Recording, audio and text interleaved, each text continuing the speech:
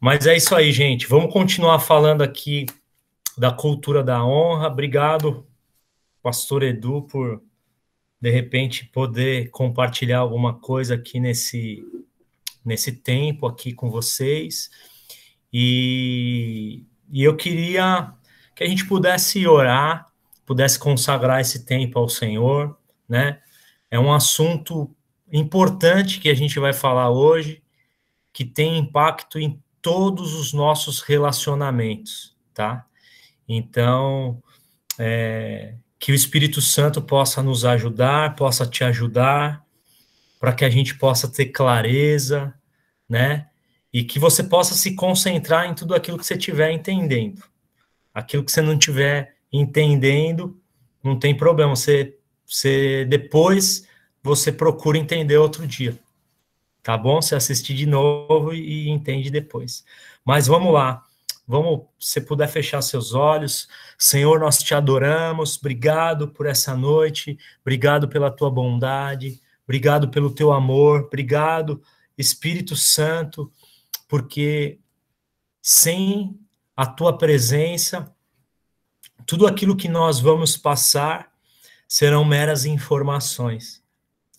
É só você, Espírito Santo, que pode transformar informações em revelações. E nós convidamos você agora. Espírito da graça, nós te amamos, nós te exaltamos, bendizemos o teu nome, tu és bendito. E em nome de Jesus, Espírito Santo, cumpre a tua vontade aqui nessa noite em que a gente está aqui reunido, traz revelação, traz ensinamento, libera o teu poder, que agora em cada casa, sobre cada vida, haja uma liberação da tua presença, que haja a tua visitação agora. Senhor, nós cremos que o Senhor quer trazer clareza sobre a sua igreja e sobre o seu povo, sobre a cultura da honra. Então, quebra todos os paradigmas da nossa mente, mas também remove todo espírito de confusão, que nós possamos ter a clareza daquela que é a cultura da honra, segundo a tua mentalidade, segundo o teu reino, Pai. É isso que nós te pedimos nessa noite. Cumpre a tua vontade, em nome de Jesus Cristo. Amém. Amém, gente?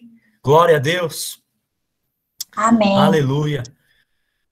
Glória a Deus. Eu vou colocar aqui uma apresentação. Eu vou, né, começar aqui e vou tentar aqui compartilhar algumas coisas com você, com vocês. Hoje o tema que nós vamos falar aqui é o confronto, tá bom? Esse é o nosso tema. Então vamos lá, deixa eu colocar aqui. Espera aí.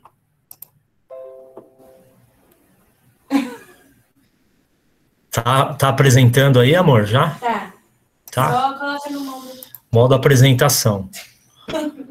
Beleza? Certinho aí, galerinha? Tá tudo certo. Então tá bom. Eu tinha que abrir aqui duas guias, Jorginho. É isso, né? O que o senhor pode fazer é minimizar as telas e compartilhar por tipo de um lado a apresentação e do outro lado o Google Meet. É que sabe o que eu tinha feito? Eu tinha aberto aqui eu vou abrir aqui uma nova janela, né? Espera aí que eu vou abrir aqui uma nova janela, certo? Aí eu vou vir aqui. Espera aí que vai dar certo, galera. Galerinha, vai dar certo. Aí, agora entrei. Espera aí. Espera aí.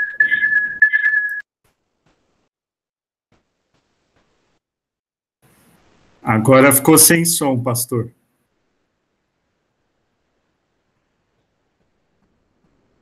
Você está sem som. Pede para compartilhar só uma janela. Agora eu tô aqui, não vou embora. Fiquem, agora vamos ver.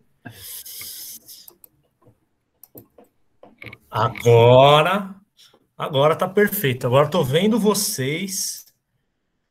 Tô aqui com o chat aberto, tô com tudo aberto aqui. Vocês estão me ouvindo? Tá tudo perfeito então agora? Tá tudo ok. Tudo perfeito. Então, obrigado, Jorgito, pelo curso que você me deu de apresentação hoje. Hoje já aprendi mais um pouquinho aqui. Imagina, estamos juntos. Eu quero começar aqui, ó, hoje falando aqui desse rapaz. O que dizer da semana passada, do que ele nos ensinou sobre o medo? Ficam difíceis aqui as palavras. Então, assim, esse é o meu primeiro e último slide dessa noite aqui. Mas queria agradecer aqui o Jorgito. Parabéns, Jorgito. Você fez aí um trabalho incrível e foi uma bênção poder aprender com você a semana passada e a semana retrasada.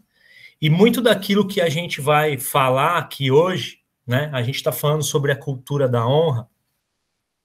A gente tem aprendido aqui com todos os nossos mestres e com todos os nossos professores. Pastor Edu, com o Lesão, com a Ana, né? Com o Jorgito. Então, hoje eu queria falar um pouquinho sobre o confronto, tá? Agora, para que a gente entenda o que é o confronto, o que a gente vai precisar lembrar? A gente vai precisar lembrar um pouquinho daquilo que o pastor Edu falou lá no começo, sobre o ciclo da honra. Quantos lembram aqui do ciclo da honra? Olha aí, ó, o pessoal está levantando a mão.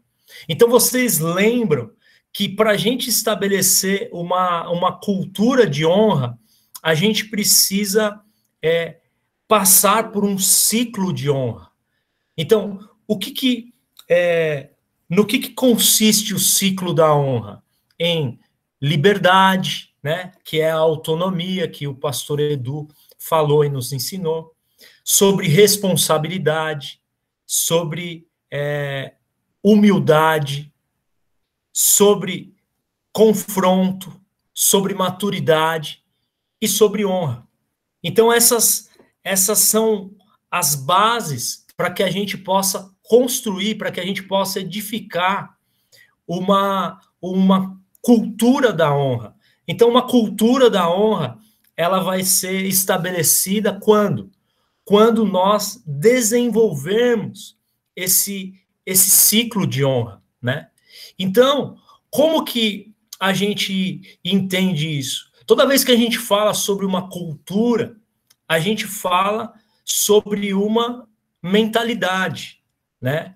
A Ana ensinou a gente bem sobre isso, né? Por exemplo, a forma como nós pensamos, ela é afetada pelos aspectos culturais que nós carregamos. E um dos exemplos que eu lembro aqui que foi falado foi justamente sobre tomar banho, né? Por exemplo, o brasileiro é um dos povos que mais tomam banho do mundo, né? Só que, por exemplo, se você for falar para um europeu que ele não trabalha bem a higiene do corpo dele, ele vai discordar de você. Por quê? Porque ele acredita que ele está limpo, entendeu? Apesar de tomar banho, às vezes, uma vez a cada 3 dias, uma vez por semana, uma vez por mês. Ele acredita nisso, de verdade. Agora, quem está certo e quem está errado? Não existe, na verdade, quem está certo ou quem está errado. Esses são aspectos culturais. Isso fala de uma mentalidade. Então, quando a gente está tentando estabelecer a cultura da honra, a gente está falando de uma mentalidade, né?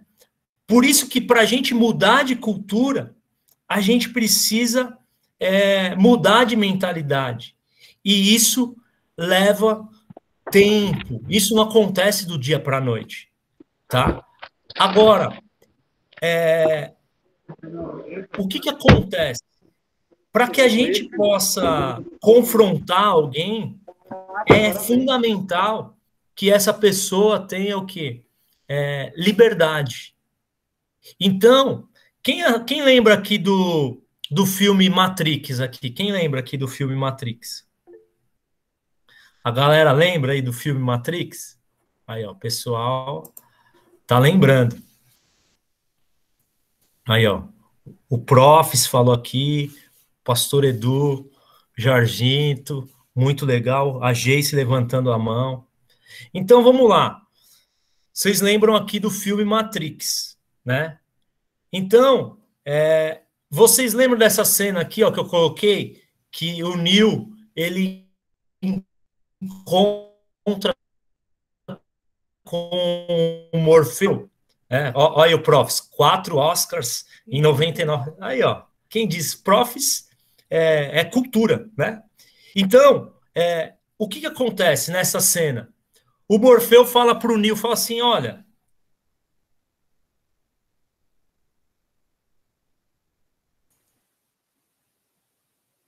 Travou.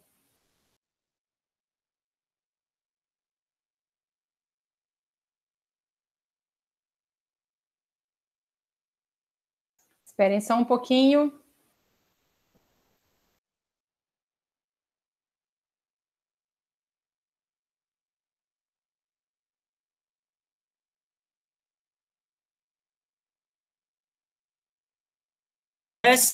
Para o Neo o quê? Uma oportunidade de sair daquela prisão. Quantos lembram aqui dessa cena aqui da pílula? Aí, só o Profs que vai lembrar. Então, eu não ouvi, então por isso que eu não lembrei, porque travou aqui, pelo menos para mim travou. Travou a partir de que horas, meu amor? Você começou a escrever. Voltou já aqui ou não? Voltou. Então, vamos lá. Vamos lá, deixa eu... para gente estabelecer o confronto, é fundamental que a gente tenha um ambiente de liberdade, tá? Então, por isso eu queria que a gente pudesse lembrar um pouquinho aqui do filme Matrix, porque vai ser impossível a gente confrontar qualquer pessoa ou ser confrontado fora de um ambiente de liberdade. Agora, por que eu vou dar esse exemplo aqui para vocês? Nesse exemplo, o Morfeu encontra o Neo, né? Aqui, quando eles estão aqui nessa imagem, nessas poltronas vermelhas.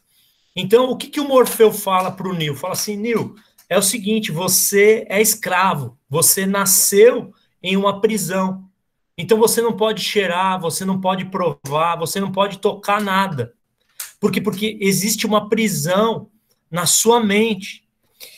E aí, o que o Morfeu oferece para o Neo? Uma pílula vermelha. E ele fala assim, ó, você vai escolher se você quer continuar preso na sua mente ou se você quer ser liberto. E aí, se você quiser ser liberto, você precisa comer essa pílula vermelha. E aí o Neo faz o quê? Ele come a pílula vermelha. E na outra cena, o que acontece? O Neo, ele desperta no mundo real. E ele, então, tá o quê? Ele tá numa mesa de cirurgia e tem vários tubos saindo de dentro dele. E ele fala, o que é isso? Ele fica assustado. E aí o Morfeu fala assim, cara, a gente está reconstruindo os músculos em você. Por quê? Porque até hoje você estava preso na sua mente e você nunca usou os seus músculos. E a gente está fazendo essa cirurgia dentro de você. E por que eu estou usando esse exemplo? Porque, cara, você pode falar assim, Vini, isso daí é uma loucura. Pode até parecer um exemplo dramático demais. mas ele se parece bastante com a nossa vida. Isso parece muito com aquilo que acontece com a gente. Por quê? Porque da mesma forma que o Nil estava preso, nós nascemos em um cativeiro, sob os elementos do mundo. Então a gente nasceu sobre um cativeiro. E o que acontece? Nós precisamos entrar em uma vida de liberdade. Então, muitas vezes, a gente está tão preso em cativeiros mentais que existem coisas na nossa vida que nós nunca exercitamos. Então, quando você começa a lidar com a liberdade, você tem dificuldade com isso, porque é como se fosse o quê? Um músculo que você nunca aprendeu a exercitar ele. Então, muitas vezes a gente, como escravo, no mundo que a gente vive, o que acontece com a gente? Cara, a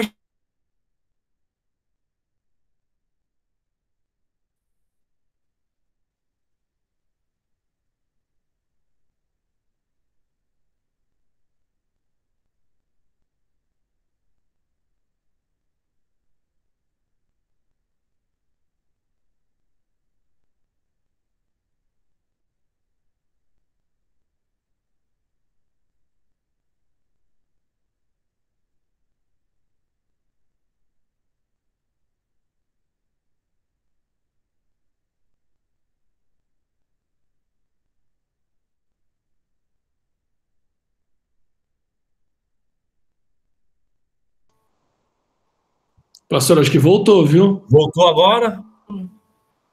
Voltou? Agora sim.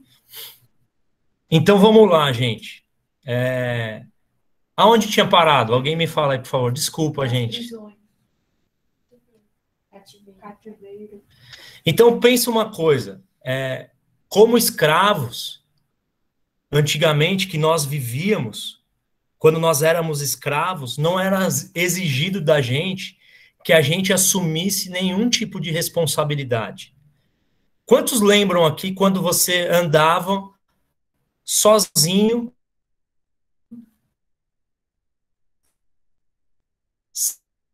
sem uma vida... Parou de novo? Agora tá muito. Voltou. Quantos lembram aqui quando você vivia uma vida sem Jesus Cristo? Você lembra? Você tinha que prestar conta para alguém dos seus pecados? Não.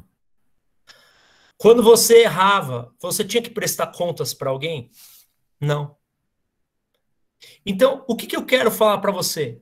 Que quando você vivia como escravo, não era exigido de você que você assumisse nenhuma responsabilidade. Você percebe que você vivia como escravo, então você não assumia responsabilidade pelos seus pensamentos, pelos seus comportamentos, né? Era aquele famoso, né? Algum profeta disse isso em algum lugar, não lembro quem, não sei se vocês lembram, deixa a vida me levar, vida leva eu. Não sei se vocês lembram. Era assim que a gente vivia a nossa vida, né? Por quê? Porque não havia prestação de contas. Agora, você lembra o que Paulo disse? Para a liberdade foi que Cristo nos libertou. Então, quando Jesus ele te coloca num ambiente de liberdade, isso está dizendo também o quê? Que ele está te colocando num ambiente de prestação de contas.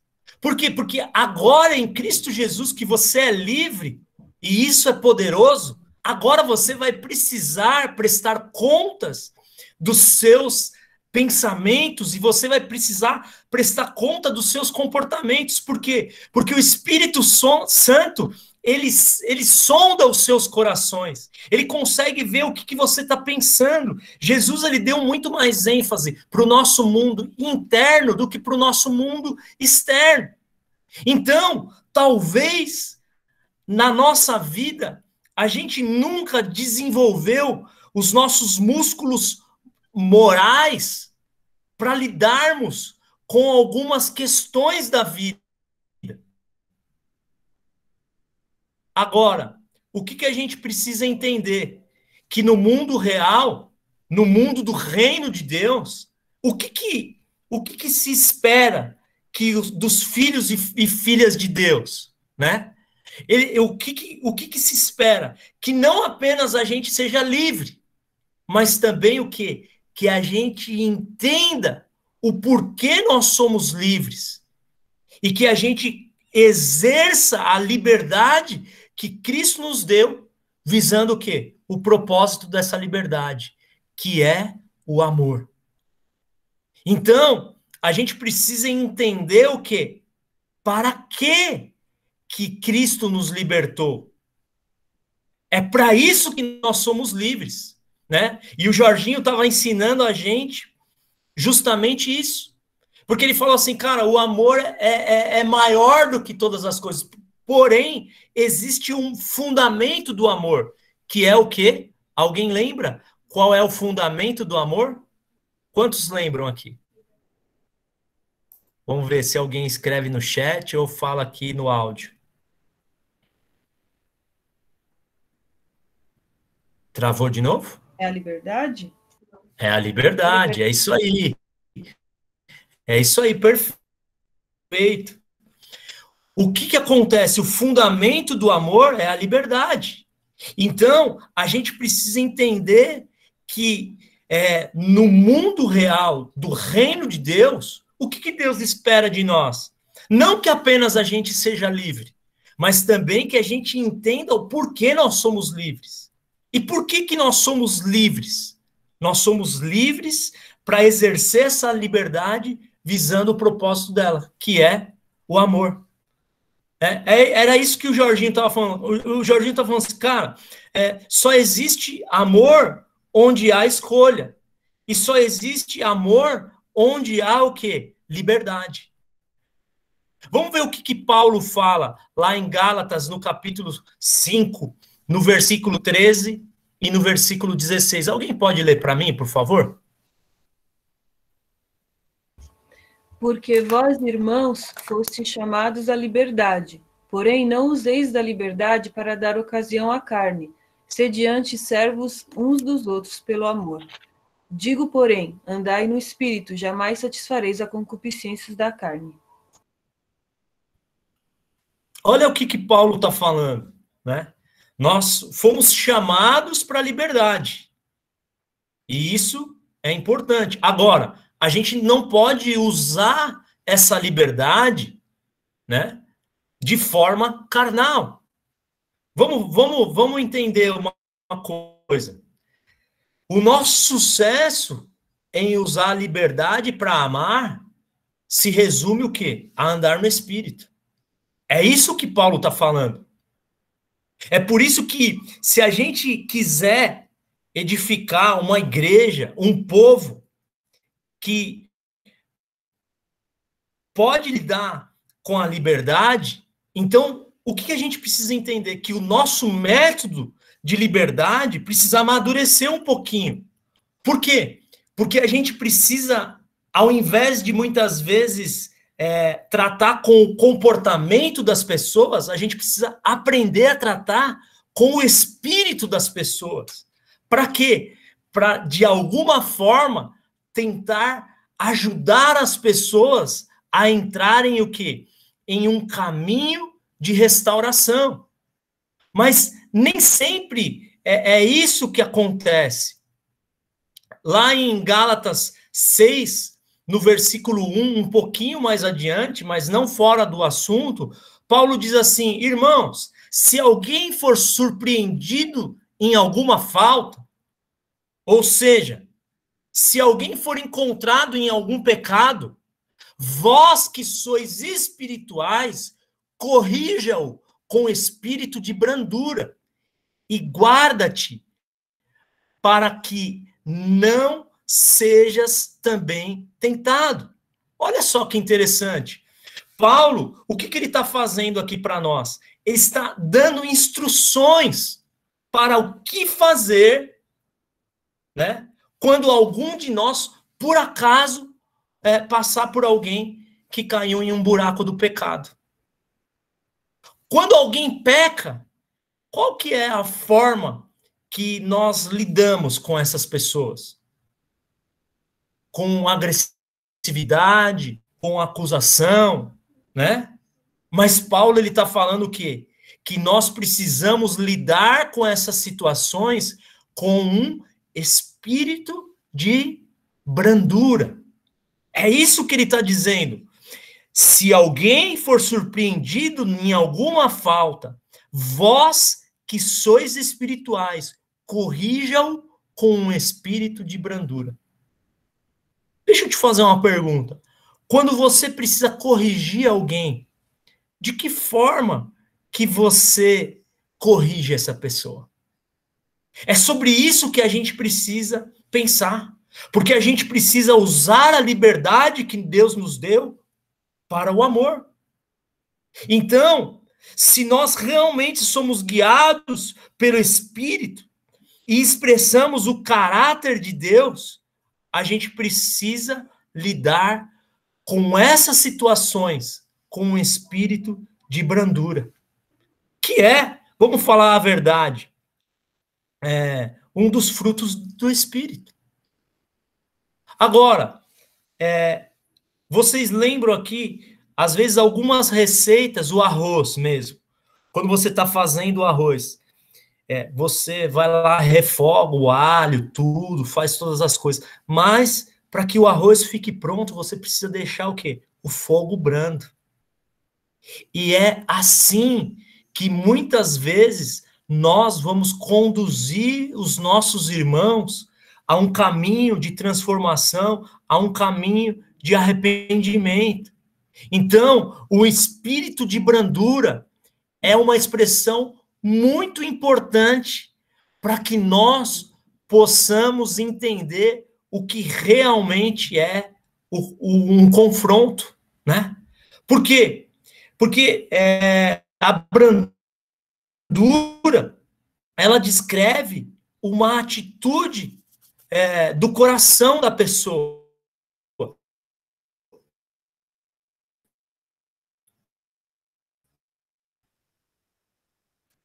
Vou de novo? Voltou? Já voltou. Voltou? Voltou. Estão me ouvindo? Sim. Voltou. Então, o que acontece, gente? O coração brando, a brandura, ela, na verdade, descreve a atitude do nosso coração quando nós estamos confrontando alguém. E eu quero te perguntar uma coisa. Quando você está confrontando alguém, qual que é a atitude do seu coração? Por quê? Porque é sobre isso que Paulo está falando. Agora, se a gente fosse definir um coração brando, como que nós poderíamos definir? Quando é a convicção de que eu não preciso controlar você. Então, vamos a um exemplo. Quando você está confrontando os seus filhos, quando você está confrontando o seu marido, quando você está confrontando a sua esposa, ou quando você está confrontando qualquer pessoa, será que você tem confrontado alguém com um espírito de brandura ou com um espírito de agressividade? Com um coração brando ou com um coração que um fogareiro, um fogo alto, como uma fogueira? Porque é essa a diferença. O homem espiritual, ele confronta com brandura. O homem carnal, ele confronta com a chama acesa. A chama lá nas alturas. Se tem 10 no fogão da chama, o homem carnal, ele confronta no 12, no 13, no 14. E é justamente essa a diferença. Porque é exatamente isso daqui, Rose. quando a chama está muito acesa,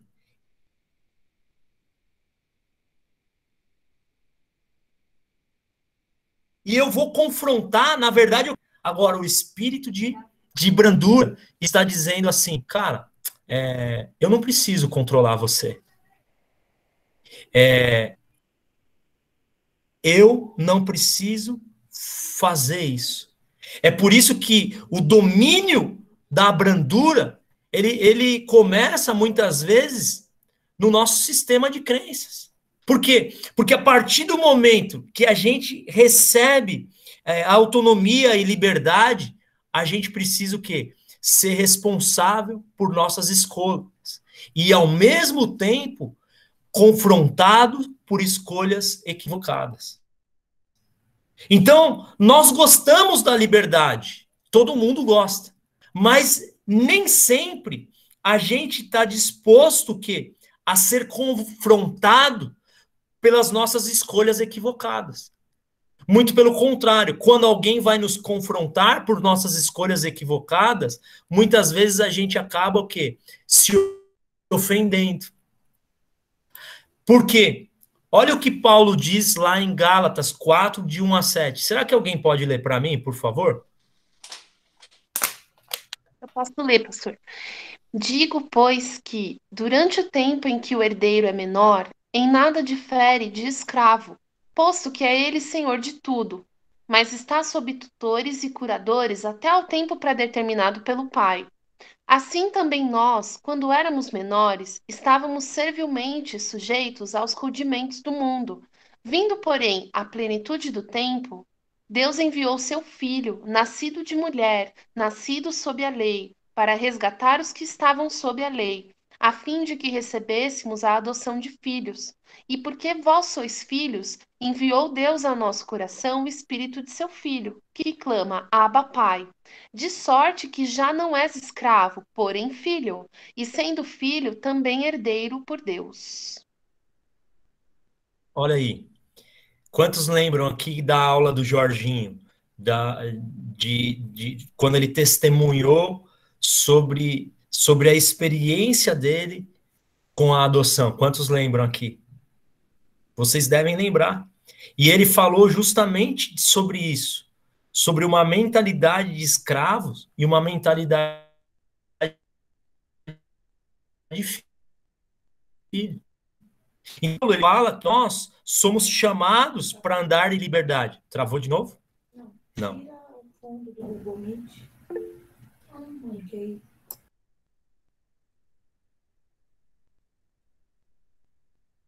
Tá travado, gente? Vocês estão me ouvindo? Não. Estamos ouvindo. Estamos ouvindo. Então tá Sim, bom. tá tudo bem. É que aqui o pessoal falou para mim que tinha travado, mas está tudo ok, então. Então, Paulo está falando que a gente foi chamado para andar em liberdade, né? E em amor, né? Através de um governo interno do Espírito Santo. Então, isso que eu estou falando para vocês não é uma ideia nova, né? A gente só tem dificuldade para entender ela. Por quê? Porque a ideia de Paulo é que a gente, como filhos maduros, nós sejamos governados por um espírito interno que habita em nós, por uma pressão externa. É por isso que o confronto espiritual, ele não vai gerar uma pressão externa, mas ele vai gerar uma pressão interna dentro de nós. E aqui em Gálatas 4, quando Paulo fala sobre escravos e filhos, tudo fala sobre o quê? Tudo fala sobre uma mentalidade, né? Nós não somos mais escravos, mas filhos. Agora, a nossa condição de vida passou da necessidade de um guardião. A gente não precisa de um mordomo, a gente não precisa de um tutor, a gente não precisa mais de controles externos. Por quê? Porque agora nós somos livres. Mas o que a gente não pode esquecer? Que a liberdade, ela vai exigir de nós responsabilidade. E vamos falar a verdade, nós somos bem mais exigidos para atuar em liberdade, né, do que quando nós somos uma pessoa cheia de limitações como um escravo. Porque um escravo só faz o que lhe foi mandado, o que lhe foi pedido. Mas um livre, ele tem que escolher, ele tem que fazer escolhas, ele tem que decidir, ele tem que se responsabilizar pelas suas decisões. Se eu perguntar aqui para você, quem tem mais responsabilidade em um reino? Um rei ou um escravo? Quem acha que quem tem mais responsabilidade, um rei ou um escravo? Abre aí o microfone e fala. O rei. É óbvio. Por quê? Porque quanto mais você é empoderado, maior é a sua responsabilidade. A sua responsabilidade, ela tem uma repercussão mais profunda. É por isso que Jesus Cristo, ele empoderou cada um com a liberdade. Mas a gente precisa entender o quê? O como a liberdade, ela também vai exigir de cada um de nós uma vida de responsabilidade. Agora, é importante a gente entender esse conceito para a gente entrar no tema onde a gente vai falar sobre confronto. Por quê? Porque é impossível a gente entender sobre confronto sem antes lembrarmos dessa ideia da vida em liberdade. Agora, a primeira coisa que a gente precisa entender sobre o confronto é como Deus vê o confronto e como nós vemos o confronto. Por quê? Porque aquilo que está escrito lá em Isaías 55, os pensamentos de Deus são diferentes dos nossos. Eles são mais altos do que os nossos. Então, às vezes, você acha que Deus vê o confronto como você vê o confronto, né? É por isso que dentro de um conceito terreno, a ideia de um confronto, ela nos faz ver o quê? A existência de dois lados. Então, todas as vezes que você pensa num confronto, né? Hoje, por exemplo, vai ter jogo aqui no Campeonato Brasileiro. Vai jogar Corinthians e São Paulo. É ou não é, Profão? É ou não é, Pastor Edu? Isso mesmo. Isso mesmo. E vai ser na Arena do Corinthians ou no Morumbi hoje?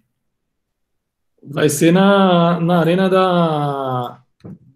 esqueci o nome, do Lula. Ah, entendi. Então hoje tem um confronto, um clássico, né? Quando que foi a última vez que o São Paulo ganhou lá, Profs, na Arena do Corinthians? Acho que travou aqui do Profs. Não, travou Mas do pelo senhor. que eu vi aqui no Google... É que o senhor está falando algumas coisas meio travou. profundas. Acho que nunca ganhou, Profs. Tá certo? Se o senhor está dizendo, eu não vou ficar discutindo, né? Porque o senhor é o dono da verdade aqui. Na tua palavra há a verdade. Tá.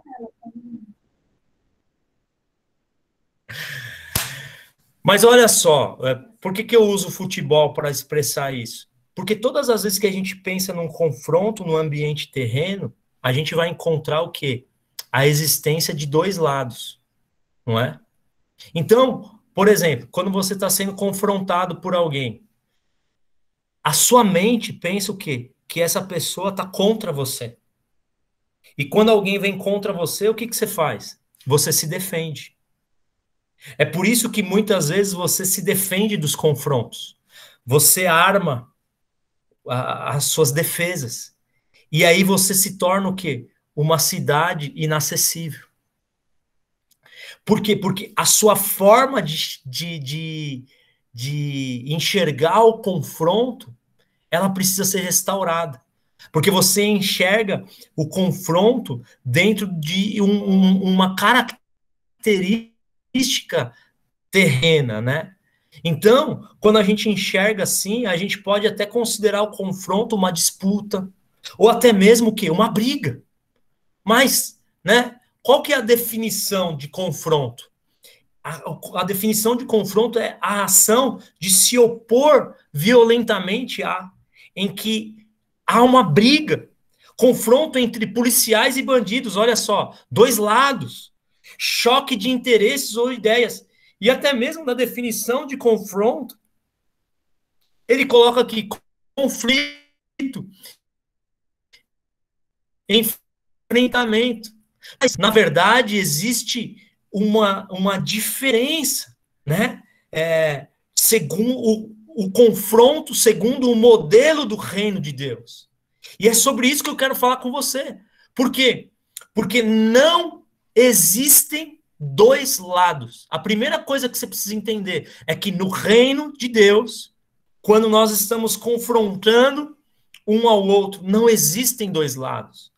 Olha o que Paulo fala. Assim também em Cristo, nós que somos muitos, formamos um corpo. E cada membro está ligado a todos os outros. Então, a primeira coisa que você precisa entender é que o confronto no reino de Deus não existe dois lados. Só existe um lado. Só existe um corpo. Apenas quando a gente entende que não existem dois lados, a gente vai conseguir compreender o confronto segundo o modelo do reino. Assim, cara, essa pessoa está do meu lado.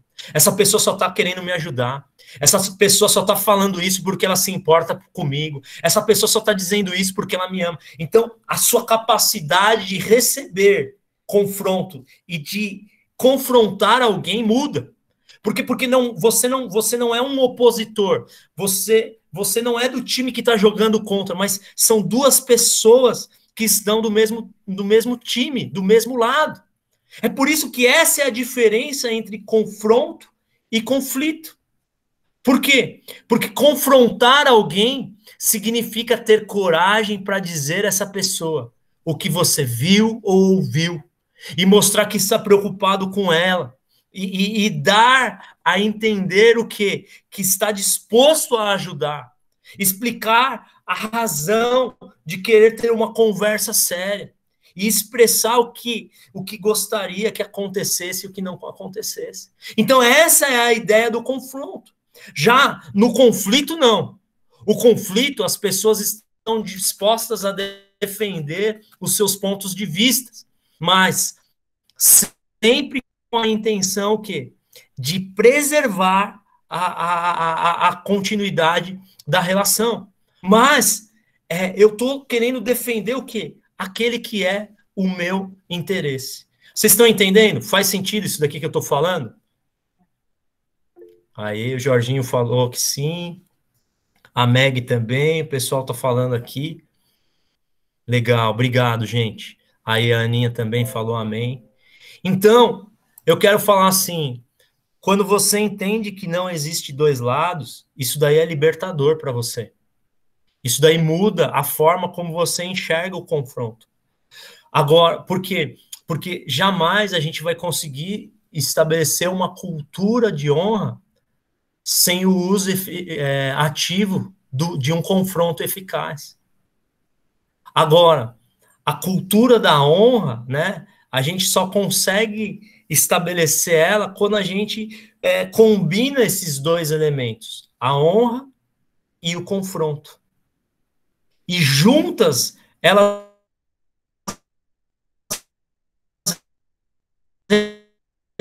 representam o quê? Uma chave para manter um ambiente de graça e de restauração. Sabe por quê? Porque a gente precisa se concentrar muito nesse ensinamento, porque ele é contra a cultura. Na cultura, a gente sempre vai confrontar alguém para defender os nossos interesses. Mas no reino, você vai confrontar alguém para quê? Para defender aquilo que é o interesse da outra pessoa. E talvez ela não esteja entendendo. É por isso que uma definição interessante para o confronto pode ser o quê? Confronto é um convite ao arrependimento. E por que a gente fala isso? Porque no fundo, existem dois de nós. existe o você distorcido do plano original de Deus e o você segundo o projeto original no coração de Deus. Agora, muitas vezes, quando a gente está vivendo uma vida distorcida do plano e do projeto original de Deus, nem sempre a gente consegue enxergar isso. E aí, do que a gente precisa? Do que a gente precisa? Quem sabe me dizer? A gente precisa que alguém chegue e nos confronte. A gente precisa que alguém bata de frente com a gente para quê? Para a gente ter um choque de realidade ao projeto original de Deus, para que a gente entre num caminho de restauração. Quer ver um exemplo legal para isso? Quem gosta aqui da Fazenda? Quem gosta aqui da Fazenda? Quem gosta de Fazenda aqui?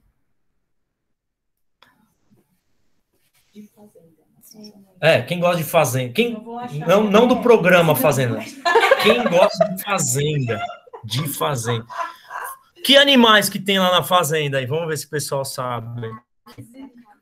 Galinha. Vaca, galinha. Porco. Aí, ó. Vamos lá. Porco. Deixa eu dar um exemplo para vocês aqui do porco, tá? Vamos lá. Deixa eu passar aqui. Desculpa, esse slide aqui entrou errado. Vamos lá.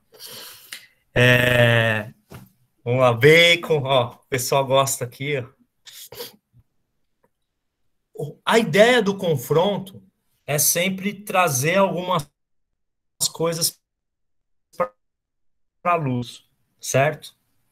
Então, vamos lá. O porco, por que ele é um animal famoso até nos quadrinhos e tal? Por conta da sujeira, por conta do cheiro. Quando alguém não toma banho, do que você chama essa pessoa? Porco, não é verdade? Agora, por quê? Porque antigamente, onde criavam os porcos, eram lugares com cheiro desagradável, com a higiene precária. Por quê? Porque os porcos, eles superaquecem muito os seus corpos. E eles não conseguem esfriar, não tem uma maneira natural para esfriar o corpo deles. Então, o que os criadores de porcos faziam? Faziam uns buracos de lama para que eles não se superaquecessem.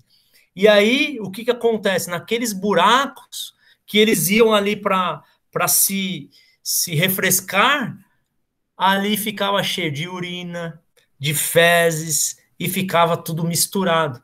Então, antigamente era assim que eles criavam os porcos. Graças a Deus, né? Os porquinhos, tadinho deles, talvez não encontravam um banheiro para fazer as necessidades, né?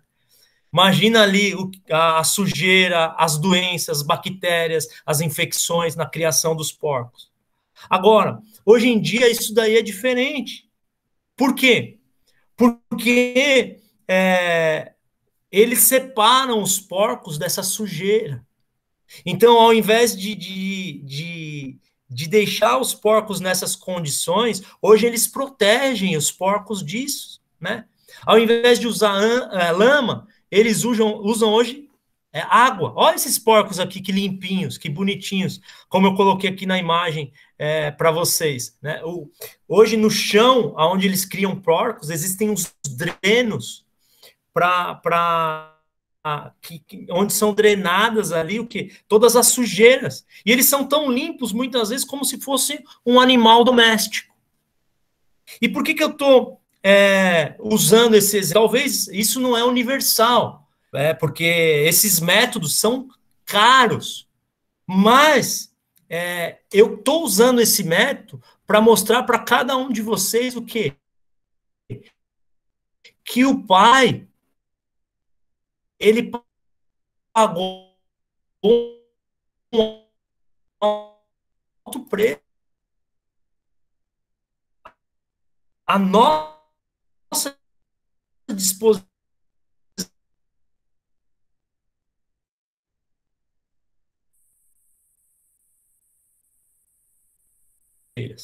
Você e nem eu precisa entender o que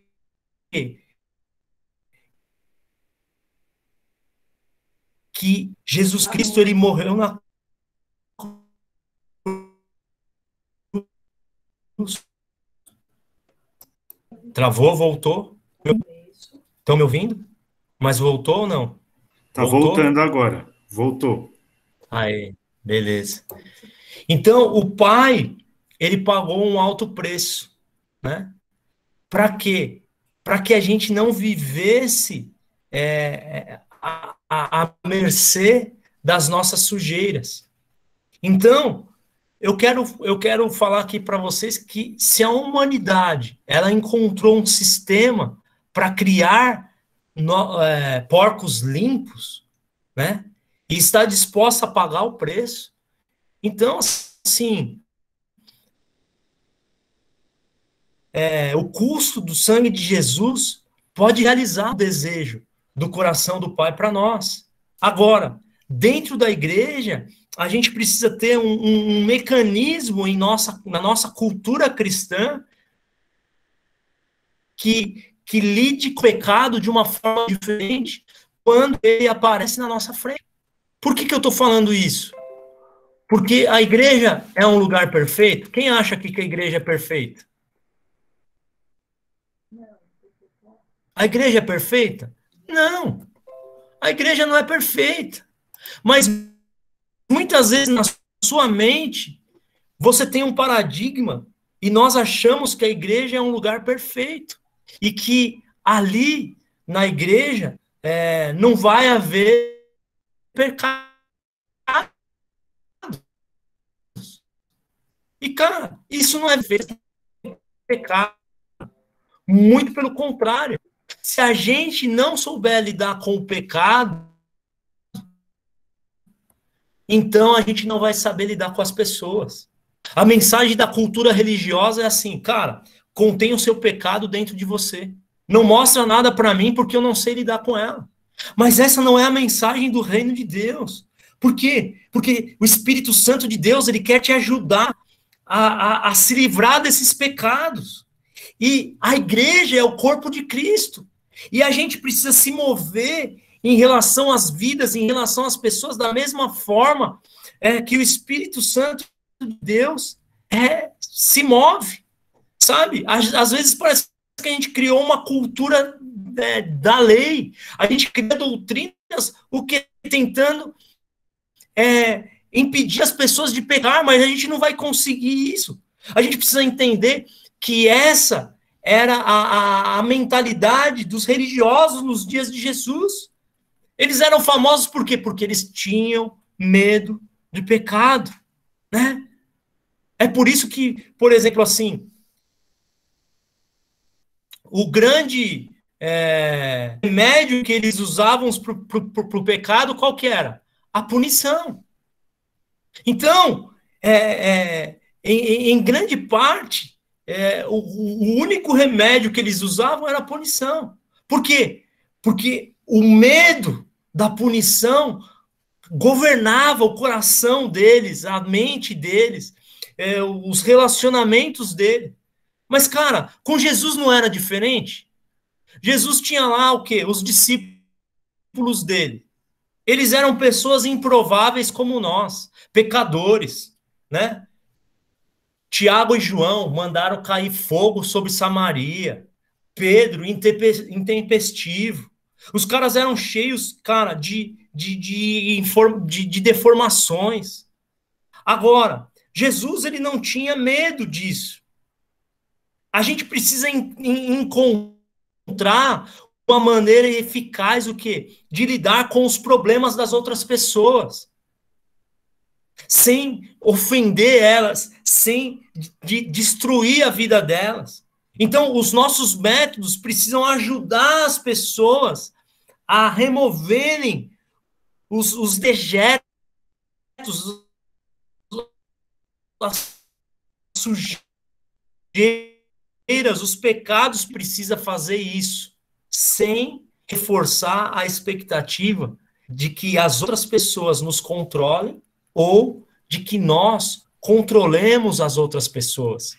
Eu não sei o quanto isso daí faz sentido para vocês. Mas, cara, a verdade absoluta é que ninguém pode controlar ninguém. Então, quando você for confrontar alguém, não faça isso para tentar controlar outra pessoa. E quando você estiver sendo confrontado, não entenda mal que a outra pessoa está querendo te controlar. Muito pelo contrário, a outra pessoa está do seu lado. Só está tentando te ajudar a voltar para o trilho correto de Deus para a sua vida. Sabe por quê? Porque quando você vai confrontar alguém, você nunca pode confrontar aquela pessoa, seu filho, sua esposa, seu marido, seu amigo, seu discípulo, ou até mesmo o seu discipulador, o seu chefe, seu funcionário. Você nunca pode confrontar essa pessoa por sua causa, mas você tem que confrontar essa pessoa por causa dela. Por amor, é porque eu me importo com você que eu estou confrontando você. Lembra? O coração brando é a convicção de que eu não preciso controlar você. Agora, pense comigo uma coisa, né? Se você pensar assim num animal selvagem, pense aí num animal, escreve aqui no chat um animal selvagem aí, que você vai pensar nele. Pensa aí num animal selvagem. Tigre, leão. Olha aí, leão, todo mundo pensa em leão. Então vamos pensar num animal selvagem aqui. Coloquei 3 aqui, ó. A hiena, né? O urso e o leão. Então vamos pensar num animal selvagem, certo? Quem gosta de animal aqui? Eu gosto. Ó, a Aninha. Panda, urso, crocodilo, baleia, né? Olha aí. Vamos lá. Pensa aqui numa coisa. Eu gosto de animal. Imagina você se aproximando desses animais aí que você falou, desse animal que você falou, e você querendo domesticar ele. O que você acha que ia acontecer? Você acha que ele ia falar assim, não, sim, senhor, pois não. O que você quer? O que ia acontecer se você tentasse controlar esse animal? Sabe o que ia acontecer? No mínimo, ele ia te atacar. Para quê? Para se defender. Exatamente. O que a Rose falou aí. Então, por que ele ia te atacar? Porque ele está pensando que você, de alguma forma, vai tentar pegar ele, vai tentar capturar ele, né? Ou até mesmo, vamos pensar assim, um animal que não é feroz e violento. Um, um veado, tá? Um veado. Quem já viu aqui um veado, se você vai chegar perto dele, ele sai correndo. Por quê? Porque ele vai entender que você está tentando capturar ele. E então, tudo que você vai tentar fazer vai se perder. É a mesma coisa, cara, que acontece com todo. Se a pessoa pensar assim, que você está tentando controlar ela, tudo que você estiver fazendo vai se perder, vai por água abaixo. Agora, eu queria chamar a atenção, cara. Se você conhece o coração de Deus, é essa convicção que você precisa ter em cada confronto.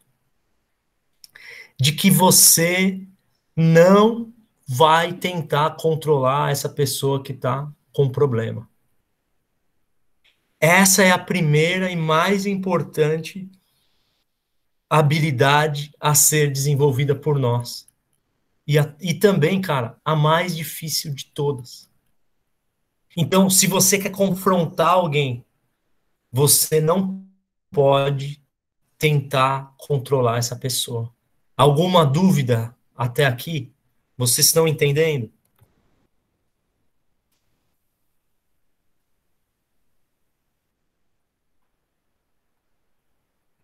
Perfeito.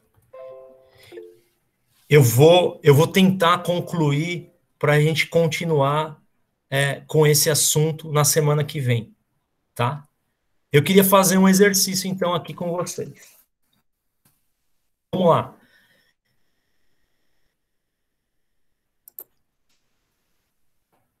Será que você acredita que você pode controlar as pessoas? Né? Vamos lá. Quando você tenta controlar alguém e essa pessoa não permite que você controle ela, como que você fica? Você fica irado? Você interpreta isso como honra, né? Isso acontece muito com pai e mãe, né? Você vai confrontar o seu filho, mas muitas vezes você não está confrontando, você está tentando controlar ele. Aí,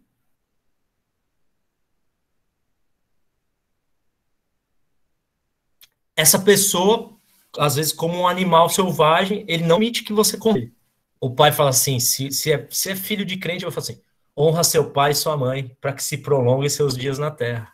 Por quê? Porque você está tentando controlar e muitas vezes você interpreta isso como desonra, você fica irado, ou você encontra rapidamente uma maneira de punir essa pessoa.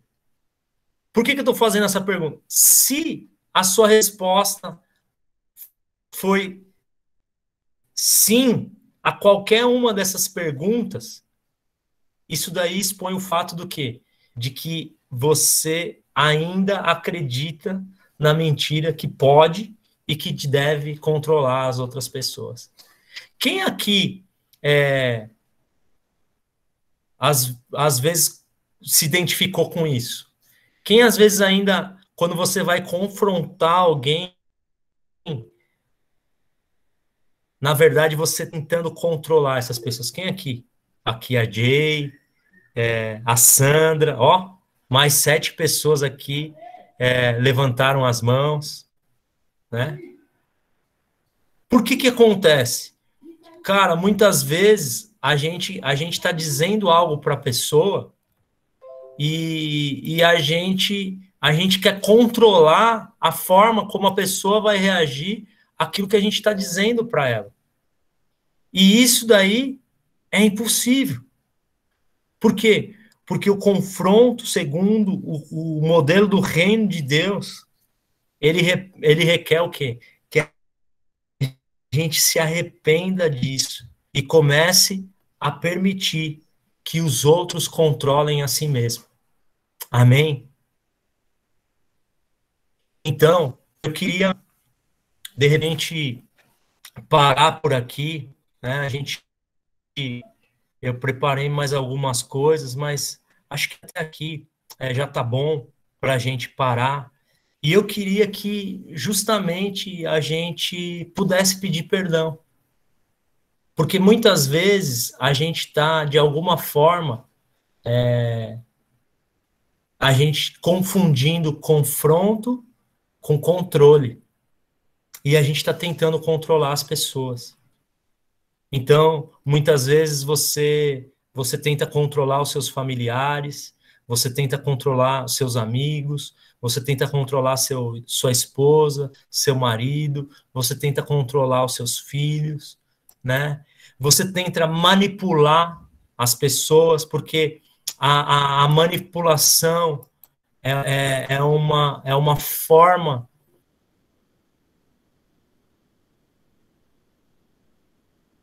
de controle do mundo. O que você quer é que a pessoa seja quem você quer que ela seja. Mas, na verdade, o que você deveria desejar é que ela fosse o projeto que Deus preparou para ela ser. Na verdade, quando nós confrontamos alguém, muitas vezes é a resposta à nossa ira, a resposta à nossa ofensa, mas nós deveríamos usar o confronto como uma arma de amor para beneficiar outras pessoas, para promover os nossos irmãos, para ajudar os nossos irmãos a trazerem para a luz aquilo que talvez está oculto na vida deles. Então, é por isso que hoje a gente precisa entrar nesse lugar de arrependimento. É por isso que eu queria, de repente, orar com você. Se você entende aqui que muitas vezes você, ao invés de confrontar as pessoas, você está tentando controlar ela. Se você fala assim, Vini, eu sou controlador e eu não quero mais ser assim. Na verdade, hoje, a gente pode entrar em um lugar de arrependimento para isso. Quantos entendem que disso?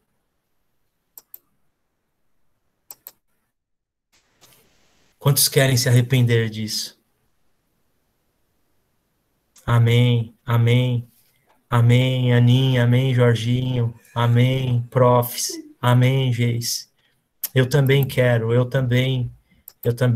entrar nesse lugar junto com vocês, amém, Ju, amém, essas mãos levantadas, glória a Deus, glória a Deus que o Espírito Santo está trazendo clareza para nós sobre confronto e controle.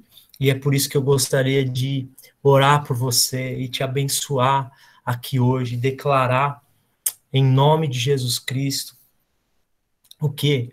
Esse fluir de arrependimento sobre a sua vida. Sabe?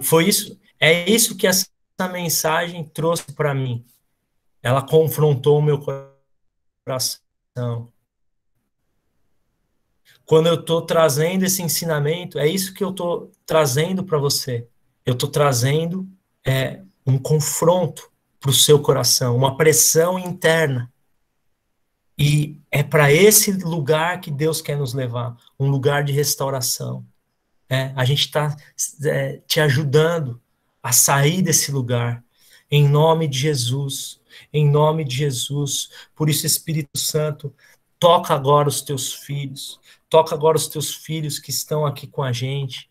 Toca, Senhor, cada um deles, a Sandra, a Rose, a Pri, o Plinião, a Meg, a Marina, a Lígia, o Lesão, a Ju, o Jorge, a minha mãe, a Gi, a Geice, a Flávia, o Du, o Prof, Senhor, toca cada um deles agora, em nome de Jesus, Pai, e remove toda mentalidade distorcida, toda influência distorcida, Pai, daquela que é uma ideia de confronto. Senhor, nos perdoa, porque muitas vezes nós queremos ser controladores, nós queremos ser dominadores, nós queremos dominar uns sobre os outros e fazer com que os outros façam aquilo que nós queremos e da forma como nós queremos. Espírito Santo, nos ajuda a sermos confrontadores sem sermos controladores. Senhor, nós nos arrependemos e a tua palavra diz, Senhor, se o meu povo que se chama pelo meu nome se humilhar, orar e se arrepender dos seus maus caminhos, então eu ouvirei a sua prece, virei e sararei a sua terra. Faz isso agora, Espírito Santo. Toca os teus filhos e filhas, toca eles agora onde eles estiverem com perdão. Senhor, eu quero declarar agora, e eu sinto isso, que haja um mover de restauração nos lares, de pais que tentaram controlar os filhos, de esposas que tentaram controlar os maridos, de maridos que tentaram controlar as esposas, que haja um arrependimento, que haja um perdão liberado, que haja um alinhamento agora, em nome de Jesus. Restaura os lares, restaura as famílias, restaura os casamentos, restaura os relacionamentos. Faz isso agora, Espírito Santo, toca agora, que haja um fluir sobrenatural de Deus agora, em nome de Jesus. Remove, nós não queremos ser controladores, Espírito Santo, mas nós queremos ser homens e mulheres de confronto, que estabelece a cultura da honra na terra. Eu abençoo os meus irmãos, em nome de Jesus. Amém. Amém, gente?